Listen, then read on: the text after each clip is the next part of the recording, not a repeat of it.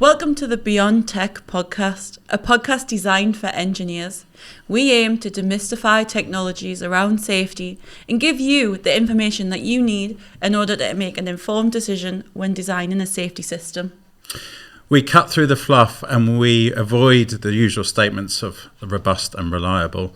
And we look at the technologies in the real world and avoid just looking at the data sheets where it typically just states the perfect conditions.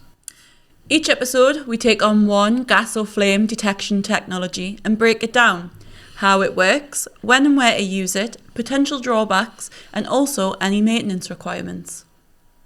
This episode, we take a look at point IR detection, and we are joined by Christof Becker. Welcome, Christof. Welcome. Hi, thank you. So Christof, you've been with Dräger for over 20 years now. Correct. And you were a product manager for IR for 19 years, but now you're a global business development manager. That's true. Welcome. We always start with a little icebreaker. So are you ready? I'm ready, thank you. So we ask you this or that questions and we take your first and fastest answer. First one is early bird or night owl? Night owl. The first one we've had, I think. Yeah, that is. Coffee or tea? Both, but I drink more coffee than tea, actually. Cats or dogs? Do I have to take a choice? No. Okay. Neither. Both, yes. Okay. Pizza or burger? Pizza, for sure. And holiday, a city break or country escape? City break. And Christof, a special one just for you. Hamburg or St. Pauli?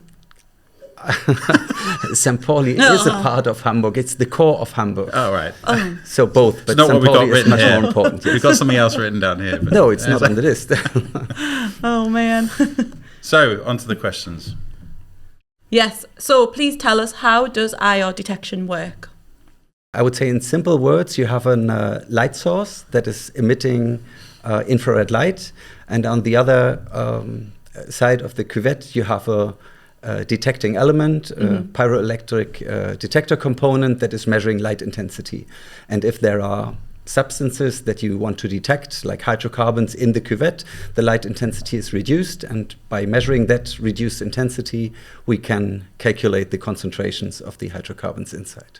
So it's an optical, using infrared and absorption of that infrared light across a known Correct. distance. Yes. And the amount of absorption is in line with the concentration of gas. Roughly. Correct. After calibration, after adjustment, this is what we do in series production. And then we can say light intensity is reduced by 10%, for example, and this corresponds to 50% LEL or something like this. Mm-hmm. And is there just a single infrared source or light used, or is there anything that do we use more Let's than say one reference? for the working principle, one infrared source is sufficient.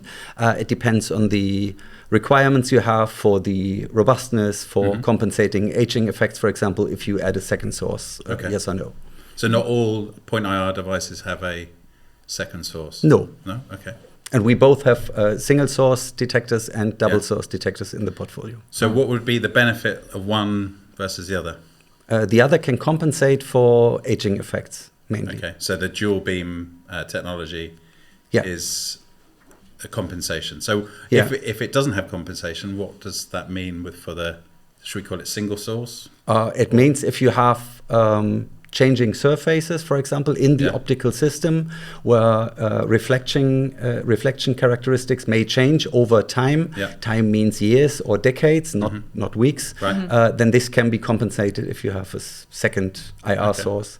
And we have as well a second detector element. And for that reason, we call it 4-beam technology and not 2-beam technology. 4-beam technology. Yeah.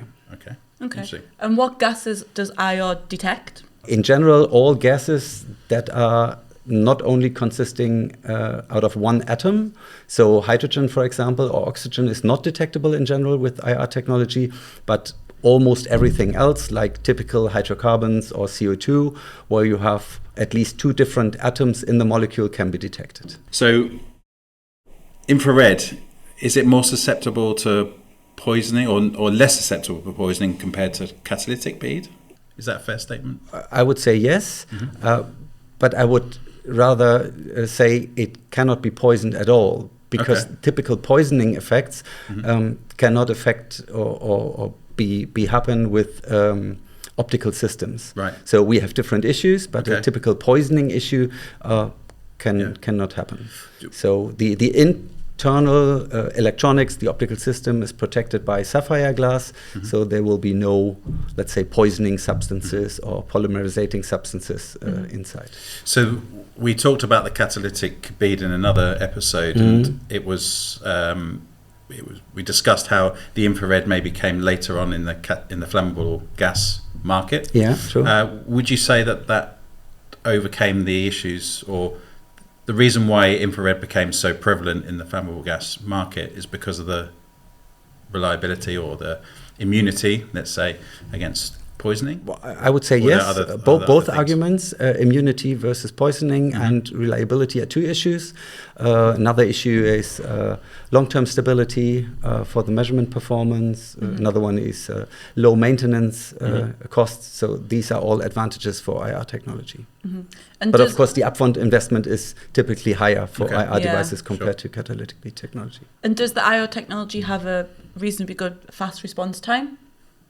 Yes, or let's say the motivation to have a fast response is to detect as early as possible a leak or a potentially hazard situation, a rising gas concentration. So for that reason, I would say the best response time is 0 seconds. So the closer, the more immediate you are with your gas detection device, the better. Yeah. And of course, due to the physical principle, it is possible to provide a response to a gas cloud within a second or half a second. Okay.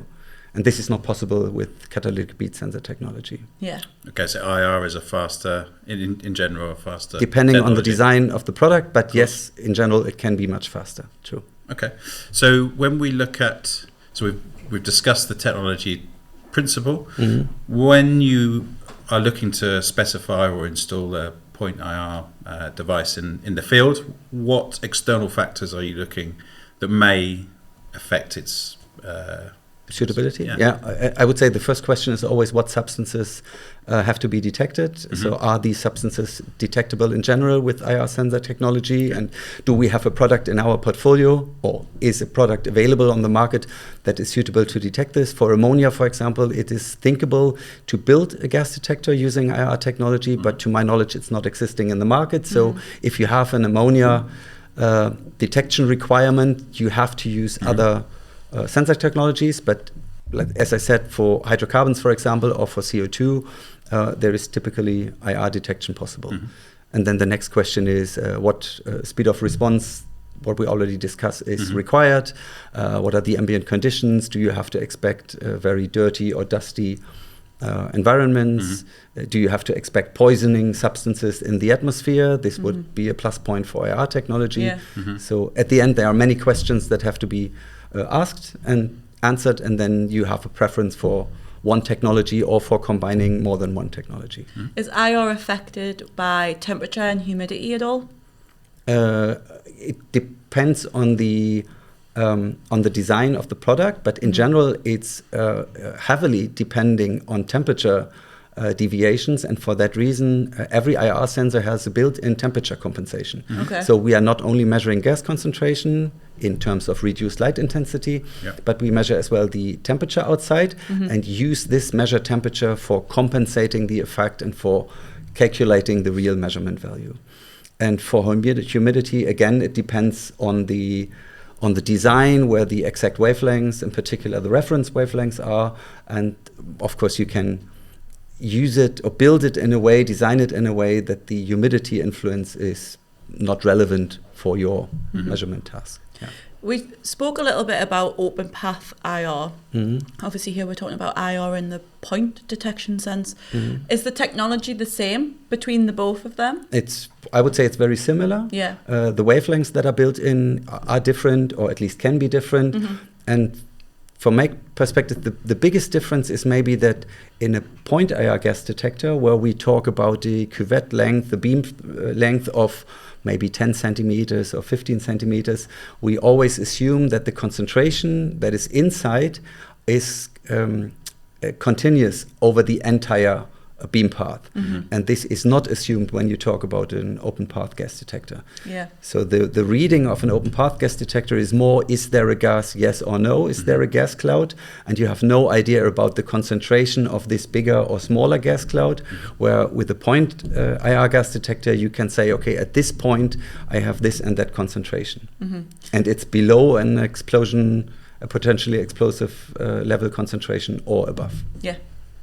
So we talked about the external factors. So let's look at something like contamination through dirt or whatever. How does that manifest, or how does that show on a device? And what's the does it just immediately go into fault, or is there other ways in which it can show maybe a decline in? Yeah, again, it depends on the quality of the product, on the design of the system. But usually, when I talk about our PIR 7000 in Dräger's portfolio, the roughly depends on some factors, but roughly 50% of reduced light intensity just by having dust particles or dirt particles on the optical surfaces. This can be easily compensated, and the product itself is sufficiently robust, and you will typically not see a 0-point deviation caused by such a lot of dirt or dust on the surfaces.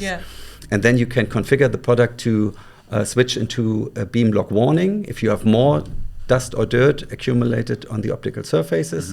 So this means measuring is still possible, the unit is still in measurement mode, but you can configure the transmitter that a warning signal, milliamp signal for a warning state is output to the control system.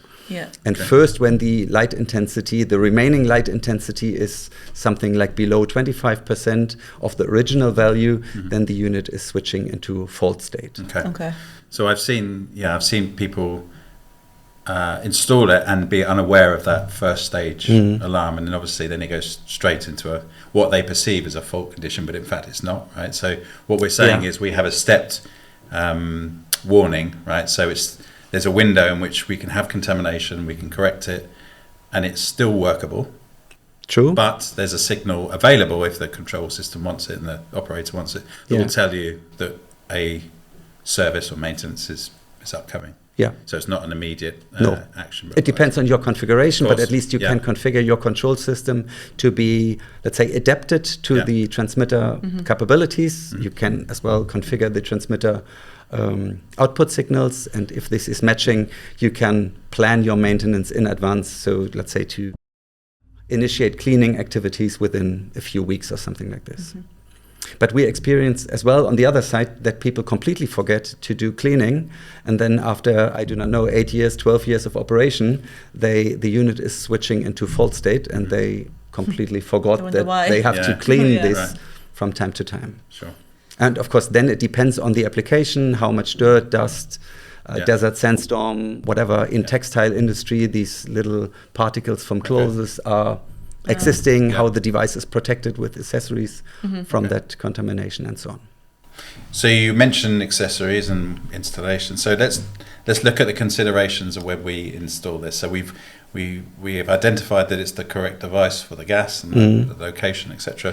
So when we install a device with a IR sensor in it, is there anything specific we need to think about for the install?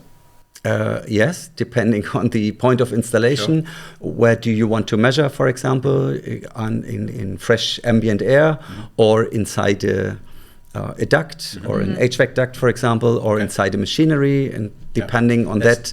Let's take in ambient condition as an example. Okay, then the next question is it indoor or outdoor? Do I have to protect the device against rain, for example, or splashing water from the ground, or is it like in a clean room, completely clean atmosphere? Depending on your answer. Just site specific. It's super site specific.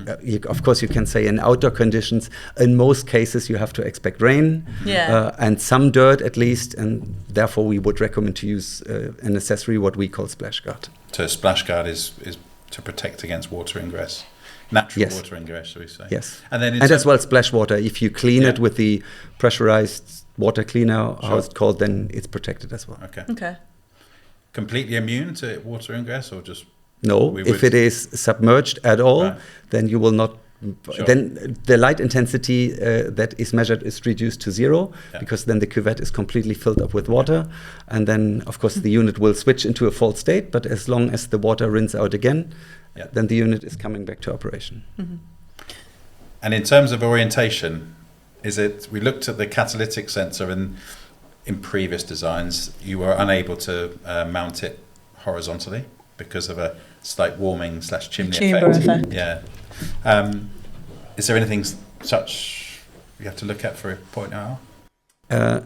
Unfortunately, again, it depends on the conditions and on the installation. Yeah. If we stay with the typical outside installation when using a splash guard, then we have a preferred orientation that, of course, the rain water is not splashing into the cuvette, but around the cuvette, not influencing the measurement performance at all. And to support this, we have a Dräger logo printed on the plastics enclosure and of the splash guard, and it has to be readable in horizontal orientation. Oh, okay. And then everything is fine. Have you seen it installed in funny ways? Yes, many times, many funny ways. So it's an important thing to It's an important thing, but you will learn it via the hard way that you have done something wrong, and it's a quick fix. You just then have to change it is as well, after installing, you can demount the splash guard and mount it again in 180 degrees different orientation, and then it's working. And once the device is installed and it comes to calibration and commissioning, how easy are these devices to calibrate, and what's the sort of requirements surrounding calibration? Again, it depends on the product, of course. First, we do it in series production.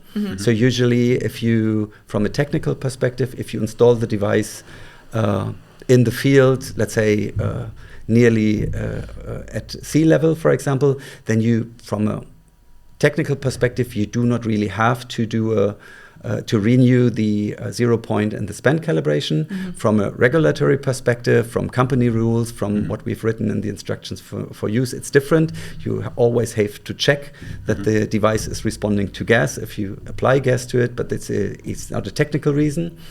And if this is done, you are, I would say, again, almost fine, as long as you have the optics clean and the 0 point is not deviating too much. Then, of course, the span is, because it's a physical principle, the characteristics of the hydrocarbons do not change over the next 1,000 years and so on.